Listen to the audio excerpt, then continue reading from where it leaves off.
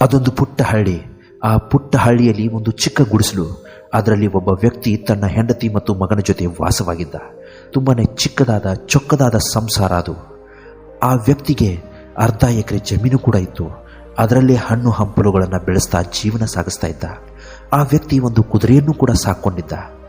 ಆ ಕುದುರೆಗೆ ಆ ವ್ಯಕ್ತಿ ಮತ್ತು ಅವನ ಹೆಂಡತಿ ಅವನ ಮಗ 3 ಜನ ಕಂಡ್ರೆ ತುಂಬಾನೇ ಪ್ರೀತಿ. ಅವ್ರಿಗೂ ಕೂಡ ಆ ಕುದುರೆಯ ಮೇಲೆ ಎಲ್ಲಿಲ್ಲದ ಪಂಚಪ್ರಾಣ. ಹೀಗೆ ಚಿಕ್ಕದಾದ ಸಂಸಾರ ಆ ಕುದುರೆಯ ಜೊತೆ ಸಾಗ್ತಾ ಇತ್ತು. ಒಂದು ದಿನ ಆ ಹುಡುಗ ಕುದುರೆಯ ಜೊತೆ ಪಕ್ಕದ ಕಾಡಿನಲ್ಲಿ ಹೋಗ್ತಾನೆ. ಕುದುರೆ ಸ್ವಲ್ಪ ದೂರ ಹೋಗುತ್ತೆ. ಆ ಹುಡುಗ ಪ್ರಾಣಿ ಪಕ್ಷಿಗಳನ್ನು ನೋಡ್ತಾ ಮೈ ಮರಿತಾನೆ. ಇತ್ತ ಕುದುರೆಯೂ ಕೂಡ ಮೈ ಮರೆತು ಕಾಡಿನೊಳಗಡೆಗೆ ಪ್ರವೇಶ ಮಾಡುತ್ತೆ. ಸ್ವಲ್ಪ ಸಮಯ ಕಳೆದ ನಂತರ ಆ ಹುಡುಗನಿಗೆ ಕುದುರೆಯ ನೆನಪಾಗತ್ತೆ. ಆ ಕಡೆ ಈ ಕಡೆ ಎಲ್ಲ ಕಡೆಯೂ ಗಾಬರಿಯಿಂದ ನೋಡ್ತಾನೆ. ಕುದುರೆ ಎಲ್ಲೂ ಕಾಣಿಸೋದಿಲ್ಲ. ಹುಡುಗ ತಕ್ಷಣವೇ ತನ್ನ ಮನೆ ಕಡೆಗೆ ಓಡೋಡಿ ಬಂದು ತಂದೆಗೆ ವಿಷಯವನ್ನು ತಿಳಿಸ್ತಾನೆ. ತಂದೆ ಸ್ವಲ್ಪವೂ ದುಃಖ ಪಡದೆ ನಗನಗ್ತಾ ಆ ಹುಡುಗನಿಗೆ ಏನು ಹೇಳ್ತಾರೆ ಗೊತ್ತಾ? ಪರವಾಗಿಲ್ಲ ಮಗು, ಆಗೋದೆಲ್ಲ ಒಳ್ಳೆಯದಕ್ಕೆ, ನೀನು ನಿಶ್ಚಿಂತೆಯಿಂದ ಇರು ಅಂತಾನೆ. ಗ್ರಾಮದ ಜನರೆಲ್ಲರಿಗೂ ಈ ವಿಷಯ ಗೊತ್ತಾಗಿ ಆ ವ್ಯಕ್ತಿಯ ಮನೆ ಕಡೆಗೆ ಬಂದು ಕುದುರೆ ಎಲ್ಲಿ ಹೋಯಿತು ಅಂತ ಕೇಳ್ತಾರೆ. ವ್ಯಕ್ತಿ ಏನು ಹೇಳ್ತಾನೆ ಅಂದರೆ ನಡೆದ ವಿಷಯವನ್ನೆಲ್ಲ ಹೇಳ್ತಾನೆ. ಗ್ರಾಮದ ಜನರೆಲ್ಲರೂ ಬೇಜಾರು ಮಾಡ್ಕೋತಾರೆ. ನಿನಗೆ ಆ ಕುದುರೆ ಅಂದರೆ ಪಂಚಪ್ರಾಣ ಇತ್ತು ಅಲ್ವಾ? ಆ ಕುದುರೆಗೂ ಕೂಡ ನಿನ್ನ ಮೇಲೆ ತುಂಬಾನೇ ಪ್ರೀತಿ. ಎಲ್ಲೇ ಹೋದರೂ ಕೂಡ ಅದು ನಿನ್ನ ಬಳಿಗೆ ಬರ್ತಾನೆ ಇತ್ತು. ಆದರೆ 2 ದಿನ ಕಳೆದರೂ ಆ ಕುದುರೆ ಬಂದಿಲ್ಲ ಅಂದರೆ ಎಲ್ಲಿ ಹೋಯ್ತೋ ಏನು, ಅಥವಾ ಕಾಡಿನಲ್ಲಿ ಯಾವುದು ಪ್ರಾಣಿಗಳ ಜೊತೆ ಬೆರೆತುಕೊಂಡು ಹೋಯ್ತೋ ಏನು ಅಂತ ಗ್ರಾಮದ ಎಲ್ಲ ಜನರು ಕೂಡ ಆ ವ್ಯಕ್ತಿಗೆ ಹೇಳಿದಾಗ ವ್ಯಕ್ತಿಯ ಬಾಯಲ್ಲಿ ಬರೋ ಒಂದೇ ಒಂದು ಮಾತು ಯಾವುದು ಅಂದರೆ ಪರವಾಗಿಲ್ಲ ಬಿಡಿ, ಆಗೋದೆಲ್ಲ ಒಳ್ಳೆಯದಕ್ಕೆ ಅಂತಾರೆ. ಆ ವ್ಯಕ್ತಿಯ ಮಾತನ್ನು ಕೇಳಿದ ಗ್ರಾಮಸ್ಥರು ಬೇಜಾರು ಮಾಡಿಕೊಂಡು ಅಲ್ಲಿಂದ ಹೊರಟೋಗ್ತಾರೆ. ಸ್ವಲ್ಪ ದಿನ ಕಳೆಯುತ್ತೆ. ಒಂದು ದಿನ ಬೆಳಿಗ್ಗೆ ಏನಾಗುತ್ತೆ ಅಂದರೆ ಆ ವ್ಯಕ್ತಿ ಮನೆ ಬಾಗಿಲನ್ನು ತೆರೆದು ನೋಡಿದ್ರೆ ಅಲ್ಲಿ 5 ಕುದುರೆಗಳು ಬಂದು ನಿಂತಿರುತ್ತೆ. ಆ 5 ಕುದುರೆಗಳಲ್ಲಿ ಒಂದು ಕುದುರೆ ಅವನದ್ದಾಗಿತ್ತು. ಈ ವಿಷಯ ಎಲ್ಲ ಕೇಳಿದ ತಕ್ಷಣ ಗ್ರಾಮಸ್ಥರು ಓಡೋಡಿ ಬರ್ತಾರೆ. ನೋಡಿದರೆ ಅಲ್ಲಿ ಸುಂದರವಾದ 5 ಕುದುರೆಗಳು. ಗ್ರಾಮದ ಜನರೆಲ್ಲರೂ ಆ ವ್ಯಕ್ತಿಗೆ ಹೇಳ್ತಾರೆ, ನೋಡು, ಈ ಕುದುರೆ ಇಂತಹದ್ದೇ 5 ಕುದುರೆಗಳನ್ನು ತಗೊಂಡು ಬಂದಿದೆ. ನೀನು ಇನ್ನು ಸಂತೋಷವಾಗಿ ಇರಬಹುದು. ಈ ಕುದುರೆಗಳನ್ನು ಉಪಯೋಗಿಸಿಕೊಂಡು ನಿನ್ನ ಜೀವನವೂ ಕೂಡ ಸುಂದರವಾಗಿಸಿಕೊಳ್ಳಬಹುದು ಅಂತಾರೆ.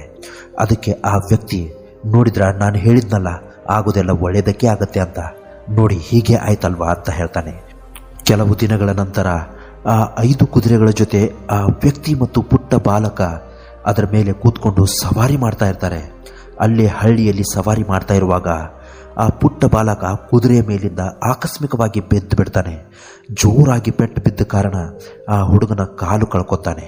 ಇದನ್ನ ಕಣ್ಣಾರೆ ಕಂಡ ಗ್ರಾಮಸ್ಥರು, ಅಯ್ಯೋ, ನಿನ್ನ ಜೀವನದಲ್ಲಿ ಹೀಗಾಗಬಾರ್ದಾಗಿತ್ತಲ್ಲಪ್ಪ, ನಿನ್ನ ಮಗನಿಗೆ ಇಂತಹ ನೋವು ಆ ದೇವರು ಕೊಡಬಾರ್ದಿತ್ತು, ಇನ್ನು ನಿನ್ನ ಮಗ ಯಾವತ್ತೂ ನಡೆಯೋದಕ್ಕೆ ಆಗಲ್ಲ ಅಂತ ಗೊತ್ತಾದಾಗ ತುಂಬಾನೇ ದುಃಖ ಆಗ್ತಾ ಇದೆಯಲ್ಲಪ್ಪ ಅಂತಾರೆ.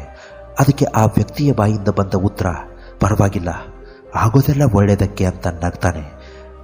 ಆ ವ್ಯಕ್ತಿಯ ಮಾತನ್ನು ಕೇಳಿಸಿಕೊಂಡ ಗ್ರಾಮಸ್ಥರು, ಇವನಿಗೇನಾದರೂ ಹುಚ್ಚಿಗಿಚ್ಚು ಹಿಡಿದಿದೆಯೋ ಏನೋ, ಪ್ರತಿಯೊಂದಕ್ಕೂ ಆಗೋದೆಲ್ಲ ಒಳ್ಳೆಯದಕ್ಕೆ ಆಗ್ತಾ ಇದೆ ಅಂತ ಹೇಳ್ತಾನಲ್ಲ ಅಂತ ಅಲ್ಲಿಂದ ಹೊರಟೋಗ್ತಾರೆ. ಕೆಲವು ದಿನಗಳ ನಂತರ ಆ ರಾಜ್ಯದಲ್ಲಿ ಯುದ್ಧ ಘೋಷಣೆ ಆಗುತ್ತೆ. ರಾಜ ಸೈನಿಕರ ಜೊತೆ ಆ ಗ್ರಾಮಕ್ಕೆ ಬಂದು, ನನಗೆ ಸೈನಿಕರ ಕೊರತೆ ಇದೆ, ಯುದ್ಧದಲ್ಲಿ ನಾನು ಗೆಲ್ಲಲೇಬೇಕು, ಅದಕ್ಕೋಸ್ಕರ ನಿಮ್ಮ ಮಕ್ಕಳನ್ನು ನಾನು ಯುದ್ಧಕ್ಕೆ ಅಂತ ಕರ್ಕೊಂಡು ಹೋಗ್ತಾ ಇದ್ದೀನಿ, ನಮ್ಮ ರಾಜ್ಯ ಉಳಿಬೇಕಾಗಿದೆ, ಅದಕ್ಕೋಸ್ಕರನೇ ನಾನು ಈ ಮಹತ್ವದ ನಿರ್ಧಾರ ಕೈಗೊಂಡಿದ್ದೀನಿ ಅಂತ ಹೇಳಿ ಅಲ್ಲಿಂದ ರಾಜ ಹೊರಟೋಗ್ತಾನೆ. ಸೈನಿಕರು ಒಬ್ಬೊಬ್ಬರನ್ನ ಆಯ್ಕೆ ಮಾಡಲು ಶುರು ಮಾಡ್ತಾರೆ. ಆ ವ್ಯಕ್ತಿಯ ಮಗನನ್ನು ನೋಡಿ, ಇವನ ಕೈಲಿ ಏನೂ ಆಗಲ್ಲ, ಇವನಿಗೆ ಮೊದಲೇ ಕಾಲು ನೋವು, ಇಂಥವನನ್ನು ಕರ್ಕೊಂಡು ಹೋಗಿ ಯುದ್ಧದಲ್ಲಿ ಗೆಲ್ಲೋಕ್ಕಾಗತ್ತಾ ಅಂತ ಆ ವ್ಯಕ್ತಿಯನ್ನು ಬಿಟ್ಟು ಉಳಿದ ಮಕ್ಕಳನ್ನು ಕರ್ಕೊಂಡು ಹೋಗ್ತಾರೆ. ಆ ಗ್ರಾಮದ ಜನರೆಲ್ಲರೂ ಆ ವ್ಯಕ್ತಿಯ ಕಡೆಗೆ ಬಂದು ಕಣ್ಣೀರು ಹಾಕ್ತಾ ಹೇಳ್ತಾರೆ, ನಮ್ಮ ಮಕ್ಕಳನ್ನು ರಾಜ ಯುದ್ಧಕ್ಕೆ ಕರ್ಕೊಂಡು ಹೋಗಿದ್ದಾನೆ, ಅಲ್ಲಿಂದ ನನ್ನ ಮಕ್ಕಳು ವಾಪಸ್ ಬರ್ತಾರೋ ಇಲ್ವೋ ಗೊತ್ತಿಲ್ಲ, ಆದರೆ ನೀನು ಮಾತ್ರ ಇರುವಷ್ಟು ದಿನ ನಿನ್ನ ಮಗನ ಜೊತೆ ಇರಬಹುದು, ಸಂತೋಷದಿಂದ ಅವನ ಜೊತೆ ಜೀವನ ಸಾಗಿಸಬಹುದು. ನೀನು ಅವತ್ತು ಹೇಳಿದ ಮಾತು ಖಂಡಿತವಾಗ್ಲೂ ಇವತ್ತು ಕೂಡ ನಿಜ ಆಗಿದೆ. ಅದಕ್ಕೆ ಆ ವ್ಯಕ್ತಿ, ಆಗೋದೆಲ್ಲ ಒಳ್ಳೆಯದಕ್ಕೆ, ಏನೂ ಆಗಲ್ಲ, ನಮ್ಮ ಜೀವನದಲ್ಲಿ ಏನಾಗುತ್ತೋ ಅದು ಕೆಟ್ಟದ್ದಾಗಲಿ ಅಥವಾ ಒಳ್ಳೆಯದಾಗಲಿ, ನಮಗೆ ನೋವು ತರುವ ವಿಷಯ ಆಗಲಿ ಅಥವಾ ಸಂತೋಷ ತರುವ ವಿಷಯ ಆಗಲಿ, ಎಲ್ಲವನ್ನೂ ನಾವು ಸ್ವೀಕರಿಸಿಕೊಂಡು ಜೀವನದಲ್ಲಿ ನಮಗೇನೇ ಆದರೂ ಅದು ನಮ್ಮ ಮುಂದಿನ ಒಳ್ಳೆಯದಕ್ಕೆ ಅನ್ನೋದನ್ನು ಮರಿಬೇಡಿ ಅಂತ ಹೇಳ್ತಾನೆ. ಡಿಯರ್ ಫ್ರೆಂಡ್ಸ್, ಕತೆ ತುಂಬ ಚಿಕ್ಕದಾದರೂ ಕೂಡ ಅದರಲ್ಲಿರುವ ಸಂದೇಶ ತುಂಬಾ ದೊಡ್ಡದು. ನಮ್ಮ ಜೀವನದಲ್ಲಿ ನಮಗೆ ಅದಿಲ್ಲ ಇದಿಲ್ಲ, ನಮ್ಮ ಜೀವನದಲ್ಲಿ ನಾವು ಸೋತು ಹೋದೆವು, ನಮ್ಗೆ ಅವ್ರು ಮೋಸ ಮಾಡಿದ್ರು, ನಮಗೆ ಇವ್ರು ಮೋಸ ಮಾಡಿ ಹೋದ್ರು ಅಂತ ನಮ್ಮ ಜೀವನ ಬಗ್ಗೆ ನಾವು ನೆಗೆಟಿವ್ ಆಲೋಚನೆನೇ ಮಾಡ್ತಾ ಕಳೆದು ಹೋಗ್ತೀವಿ. ಅಂತಹ ತಪ್ಪುಗಳನ್ನು ಮಾಡಬಾರ್ದು. ನಮ್ಮ ಜೀವನದಲ್ಲಿ ಏನೇ ಆದರೂ ಅದು ನಮ್ಮ ಮುಂದಿನ ಒಳ್ಳೆಯದಕ್ಕೆ ಆಗ್ತಾ ಇರತ್ತೆ. ಅದು ನಮಗೆ ಹೇಗೆ ತಿಳಿದೇ ಇದ್ರೂ ಮುಂದಿನ ದಿನಗಳಲ್ಲಿ ಅದು ಖಂಡಿತವಾಗ್ಲೂ ನಮಗೆ ತಿಳಿಯುತ್ತೆ. ಕತೆ ಇಷ್ಟ ಆಗಿದ್ರೆ ದಯವಿಟ್ಟು ವಿಡಿಯೋನ ಲೈಕ್ ಮಾಡಿ ಹಾಗೂ ಇನ್ನಷ್ಟು ಹೆಚ್ಚಿನ ಸಂಖ್ಯೆಯಲ್ಲಿ ಈ ವಿಡಿಯೋನ ಶೇರ್ ಮಾಡೋದನ್ನು ಮರಿಬೇಡಿ.